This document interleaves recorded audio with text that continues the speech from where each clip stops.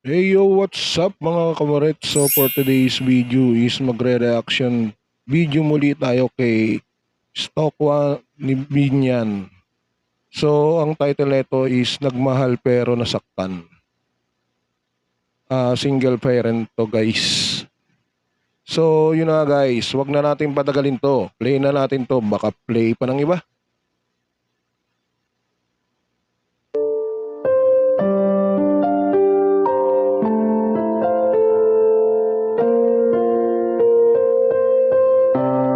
Ganda ni ate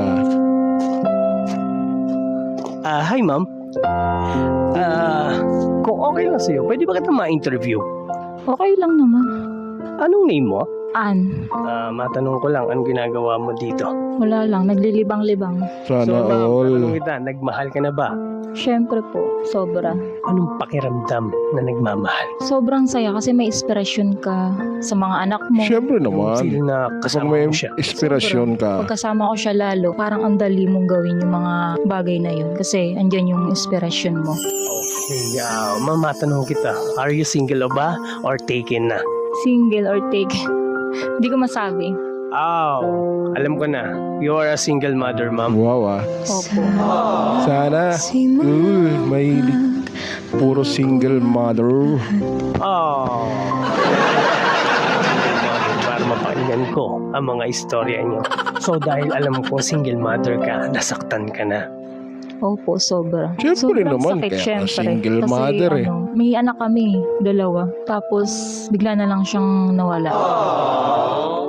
So yun yung nakasakit sa'yo, yung ex-husband mo. Ano bang reason bakit kayo naghiwalay? Yan, Wala ba tong guys, issue ng third reason. party? Hindi ko alam eh. Wala naman kami pinagawain. Pero ewan ko lang ngayon kung may nakakausap siya. Pero feeling ko meron. Pero hindi mo pa naman napapatunayan. Hindi. Pero ayun yung nararamdaman ko, may kausap siya. Sa sarili mo, ano yung pakiramdam mo na naghiwalay kayo, iniwan ka niya, is parang kanyang ginos, di ba? Oo. Sobrang sakit syempre. Kasi nung nandito Okay siya, guys, pause na muna masaya natin. kami. Wala kaming pag-aaway. Tapos good vibes lang kami lahat.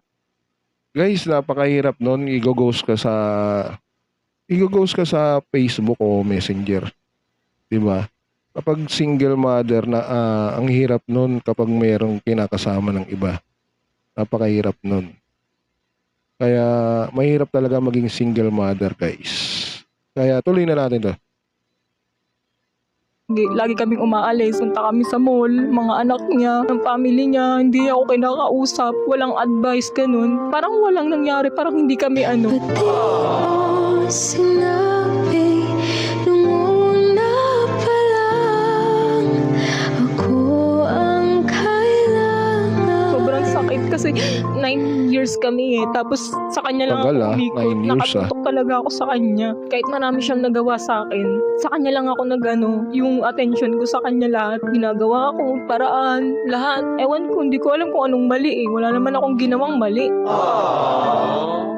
Ang sad pala ng Baka sakit nun, guys. 2 months pa lang ba kayong hiwalay? Pagtutuman sa Uy, bago pa lang to, guys. Talagang usap talaga na ano. Wala pa kayong closure. Wala pa. Siyempre sa 2 months na yan, masakit pa yan. May kurot pa yan, guys. Nararamdaman mo is depression and anxiety. O, 2 days. Guys, hindi ako pause mo muna kumain natin. nun. Ano yun, straight. Tapos, kinakaya Ito, mahirap na naman neto, guys, sa depression. So, ang mahalaga dito sa depression, yung ano guys, yung tag dito, kailangan may nagkakausap sa'yo, may nagpapayo sa'yo, o may nagkukwento ka sa kaibigan mo, parang binibigyan ka ng payo. Mahirap kasi kapag wala kang kumakausap sa'yo, parang ikaw lang mag-isa. Ang hirap nung guys. Baka minsan hindi natin makayanan ng depression. Magulat na lang tayo, biglang magpakamatay. Yun na lang ang iniwasan natin guys. Napakahirap nun. Tuloy na natin to. ko na lang kasi tinitignan ko yung mga anak ko, ganun. Na-advisean ako ng magulang ko. Yun ang the na best doon. hayaan ko na lang yan. Nililibang ko na lang yung sarili ko. Matanong ka lang, kamusta ka na? Sa ngayon, kinakaya ko. Yun na lang gagawin talaga. Mahanap ako ng Kakayanin na paraan lang para natin. malibang ko yung Kakayanin sarili na lang ko, natin yung ganun. ganun na yun. Asikasuhin ko yung mga anak ko. Anong pangyayari sa buhay mo kapag inisip mo malulungkot ka? Yung sarili ko kasi parang hindi ko na makita eh. Lugmok na lugmok ako, nasa bahay lang ako magdamag. 1 month akong nasa bahay, hindi ako lumalabas. Hindi ko naasikaso yung mga anak ko. Dahil yun nga sa pinagdadaanan sa mong depressed.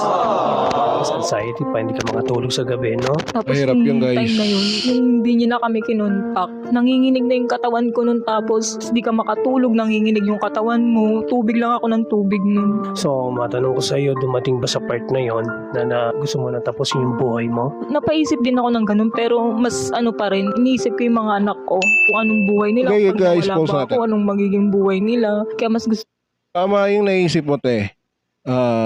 Isipin mo na lang yung mga bata, yung mga anak mo.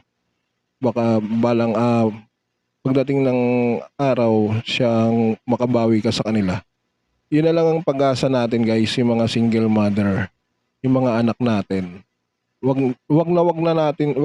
nating pababayaan ng mga anak natin kahit wala nang ama, guys. Tuloy na natin to. ko pa rin yung mga kasama ko sila. Tinatatagan ko na lang yung loob ko na. Pero kahit sabihin mo yon, hindi ganun kabilis. Oo. Oo mahirap naman. Pa rin.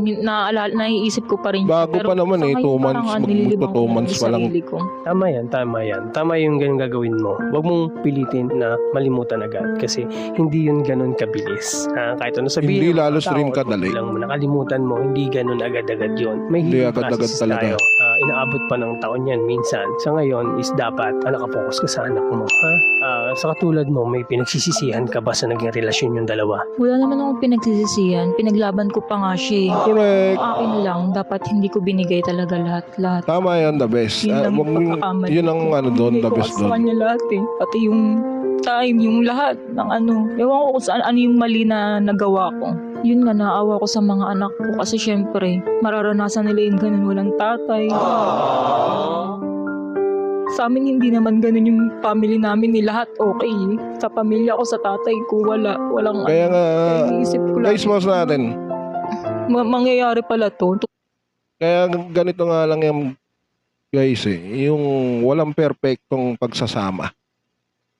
Kapag hindi siya perfecto, wala yung tawag dito. Hindi kompleto yung pamilya, parang ganun. Kaya parating yan, walang perfectong pamilya, guys. Kaya tuloy natin to, guys.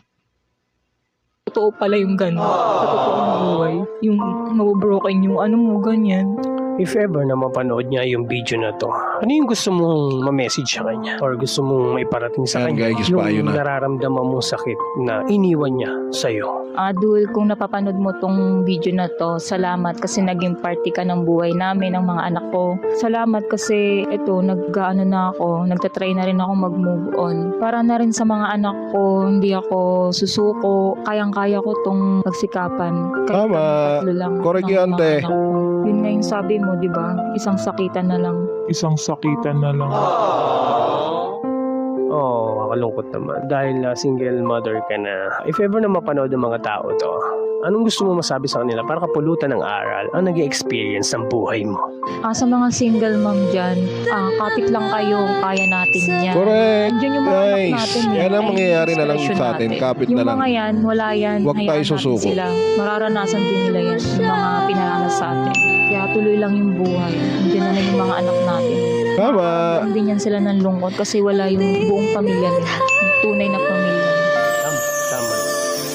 Salamat. Maraming salamat sa napakagandang istoryang ibinahagi mo sa Stoka ng Binya. Thank you. Yan si ate, guys. Tsura naman si ate.